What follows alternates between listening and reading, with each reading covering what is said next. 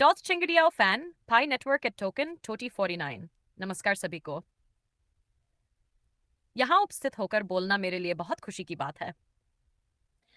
मैं dot चिंगड़ियाओ fan हूँ, पाई network की दो संस्थापकों में से एक। ये वास्तव में हमारा पहला अवसर है जब हम टोकन 49 में शामिल हुए हैं। हालांकि पाई एक लेयर 1 ब्लॉकचेन है जिसे पिछले 6 वर्षों से बनाया और विकसित किया गया है। हमने क्रिप्टो के क्षेत्र में और निर्माण के तरीके में एक बहुत अलग दृष्टिकोण अपनाया। हमने हाल ही में फरवरी में नेटवर्क को ओपन किया और शायद तभी आप में से कई लोगों ने पहली बार पाई नेटवर्क के बारे में सुना होगा। आज मैं कुछ उच्च स्तर की बातें साझा करूंगी और फिर विषय को सीमित कर अपने व्यक्तिगत विचार बताऊंगी।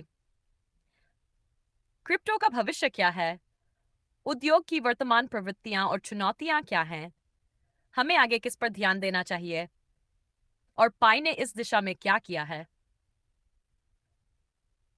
भविष्य में क्रिप्टो के बारे में बात करने के लिए हमें दुनिया के भविष्य के बारे में बात करनी होगी। एआई की जबरदस्त प्रगति के साथ ये कहना कठिन नहीं है कि हमारा भविष्य एक एआई चालित भविष्य होगा। लेकिन जहां ये एआई की प्रगतियां उत्साहजनक खबरें लाती हैं, वहीं वे हमारे समाज में कुछ चिंताएं भी पैदा करती हैं, सिर्फ वेब 3 में नहीं बल्कि व्यापक रूप से।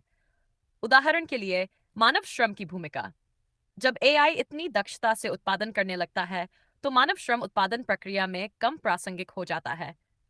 फिर भी सदियों से औद्योगिक क्रांति के बाद से मानव श्रम को समाज में धन के वितरण का प्रमुख मानक माना गया है। अगर श्रम अप्रासंगिक हो जाए तो समाज किस नए मानक से धन का वितरण करेगा? साथ ही एआई संभवतः अभूतपूर्व मात्रा में धन उत्पन्न करेगा। तो ये विशाल धन कैसे समान रूप से और सुलभ तरीके से वितरित होगा ताकि मानव कल्याण सुनिश्चित हो सके? ये वे प्रश्न हैं जो हम सभी से संबंधित हैं और ये प्रश्न हमारी पीढ़ी को बहुत जल्द हल करने होंगे। और यही वह जगह है जहां ब्लॉकचेन की भूमिका आती है।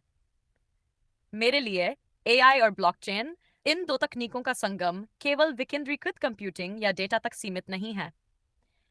यह भी महत्वपूर्ण विषय है, लेकिन मेरे लिए ब्लॉकचेन का अंतिम उपयोगिता मूल्य समाज में धन वितरण और पुनर्वितरण की प्रणाली के रूप में है। एआई द्वारा सृजित अपार मूल्य और उत्पादन का वितरण एक स्केलेबल, पारदर्शी और सत्यापन योग्य प्रणाली द्वारा ही संभव होगा, और वह है ब्लॉकचेन। अब देखते हैं वर्तमान में क्रिप्टो की प्रवृत्तियां क्या हैं। हमने डीफाई के शानदार विकास को देखा है। डीफाई इंफ्रास्ट्रक्चर और डिजाइन में बहुत नवाचार हुए हैं, लेकिन यह तंत्र अब तक मुख्यतः उन लोगों तक सीमित रहा है जिनके पास पूंजी या संस्थागत शक्ति है। लोग अब इस बात से थक चुके हैं कि वे हमेशा मूल्य सृजन की प्रक्रिया में अंत में शामिल होते हैं।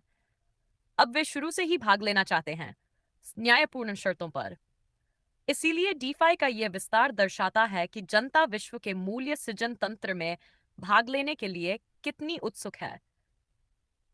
क्या यह बात आपको एआई से जुड़ी समस्या जैसी नहीं लगती? डीफाई का मूल्य वितरण श्रम पर निर्भर नहीं है, और यही कारण है कि मुझे लगता है ब्लॉकचेन वह स्केलेबल समाधान है जो एआई द्वारा उत्पन्न समस्याओं को हल कर सकता है। हालांकि वर्तमान में क्रिप्टो के सामने एक बड़ी समस्या है, वास्तविक मूल्य का अभाव। अधिकांश डीफाई तंत्रों में कोई शुद्ध मूल्य वृद्धि नहीं हो रही है।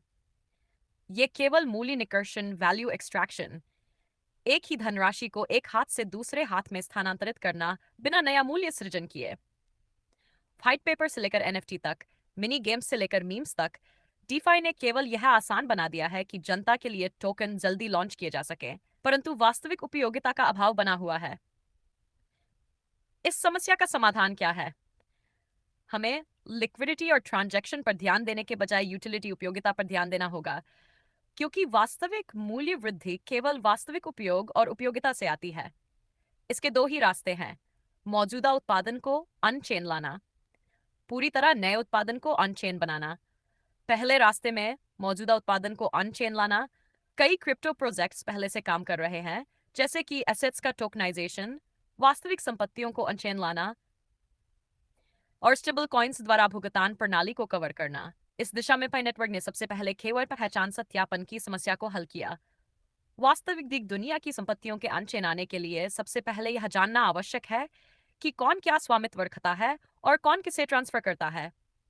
हमने एक मूल KYC समाधान विकसित किया है जो लगभग सभी देशों को कवर करता है और इतना स्केलेबल है कि अब तक 1.5 करोड़ उपयोगकर्ताओं की पहचान सत्यापित की जा चुकी है।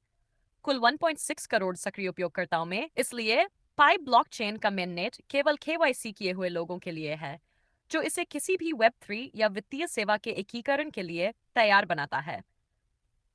अब दूसरा रास्ता, नए उत्पादन को सीधे अनचेन बनाना। क्योंकि मौजूदा उत्पादन को अनचेन लाने में बहुत सी चुनौतियां हैं। बाहरी वातावरण, सरकारी नीतियां और पारंपरिक कंपनियों की धीमी अपनाने की गति। इसलिए हमने नए उत्पादन पर ध्यान केंद्रित किया है और इसके लिए पाई ने कई कदम उठाए हैं। मैं उनमें से दो साझा करूंगी।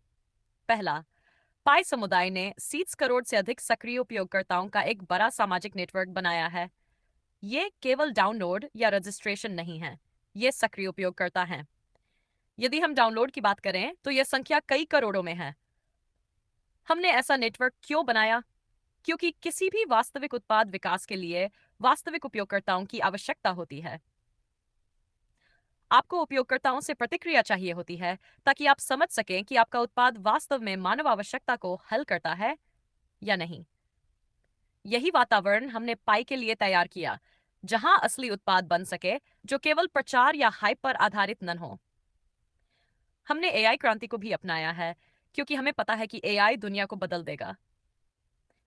आज जो एप्स हम इस्तेमाल कर रहे हैं, भविष्य में उनकी जगह AI आधारित एप्स लेंगे, या तो AI द्वारा बनाए गए या AI द्वारा संचालित।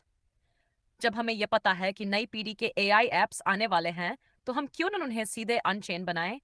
ये एक ऐतिहासिक अवसर है जहां AI इंफ्रास्ट्रक्चर इतना सक्षम हो चुका है कि AI एप्लीकेशन संभव हैं और AI एप्लीकेशन लेयर अभी प्रारंभिक अवस्था में है। अगर हमने यह अवसर गंवा दिया, तो AI उद्योग अपने एप्लीकेशन ऑफ-चेन बना लेगा और फिर हमें उन्हें अन-चेन लाने के लिए वही मेहनत करनी होगी जो पहले करनी पड़ी। पाई समुदाय द्वारा बनाया गया यह विशाल सोशल नेटवर्क एक साझा संसाधन है जो दुनिया के हर उत्पाद के लिए आवश्यक है। चाहे वो वेब 2 हो या वेब 3, AI हो या नॉन AI, हर किसी को उपयोग करता चाहिए। इसलिए हम चाहते हैं कि AI एप्लीकेशन पाई पर बने ताकि शुरुआत से ही वे अनचेन हो और आगे चलकर DeFi उनकी उपयोगिता से वास्तविक मूल्य कैप्चर कर सके। दूसरा, हमने हाल ही में ऐप स्टूडियो लॉन्च किया है। ये एक ऐसा प्लेटफॉर्म है जो गैर तकनीकी लोगों को भी एप्स बनाने, डिप्लॉय करने और उपयोगकर्ताओं तक पहुंचाने की सुविधा देता है। सामान्य कोडिंग प्लेटफॉर्म्स के विपरीत, यहाँ कोई व्यक्ति बिना तकनीकी ज्ञान के UI के माध्यम से ऐप लॉन्च कर सकता है। यह कोड को उत्पाद में बदलता है और फिर उन उत्पादों को व्यवसाय में बदलने के लिए पाई के सोशल नेटवर्क के माध्यम से उपयोगकर्ता उपलब्ध कराता है। इस तरह ये AI की मदद से गैर तकनीकी लोगों को ऑनलाइन बिजनेस चलाने और स्वामित्व रखने का मौका देता है। यह पारंपरिक मजदूरी के बदले वेतन वाली प्रणाली से बिल्कुल अलग है। ये वह नया मॉडल है जिसमें AI द्वारा सृजित मूल्य मानवों के हाथ में रहता है, न कि केवल वेतन पर निर्भर। अब उद्योग के उच्च स्तर पर लौटते हैं। जैसा मैंने कहा, हमें वास्तविक उपयोगिता और मूल्य सृजन पर ध्यान देना होगा, क्योंकि यही DeFi की स्थिरता और क्रिप्टो का भविष्य तय करेगा। परंतु एक बड़ी चुनौती है। यह चुनौती DeFi की ताकतों से ही उत्पन्न हुई है। DeFi की शक्ति ने प्रोत्साहन में विकृति, इंसेंटिव डिस्टॉर्शन पैदा कर दी है, जो नवाचार और उपयोगिता निर्माण को रोकती है।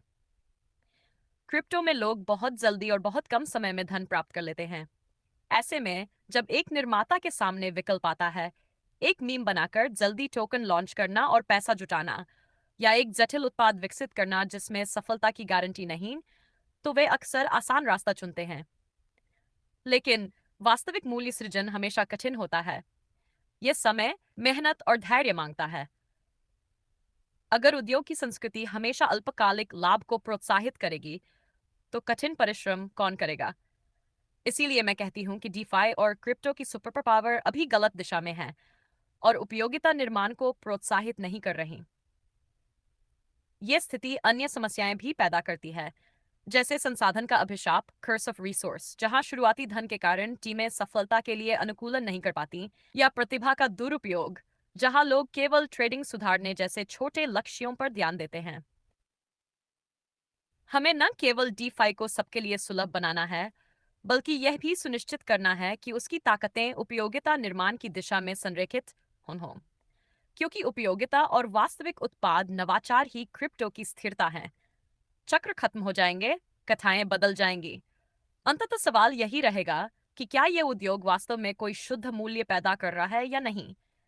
मेरा मानना है कि जब क्रिप्टो की सुपर पावर उपयोगिता निर्माण की दिशा में जाएंगी, तभी वेब 3 तकनीक वास्तविक परिवर्तन लाएगी।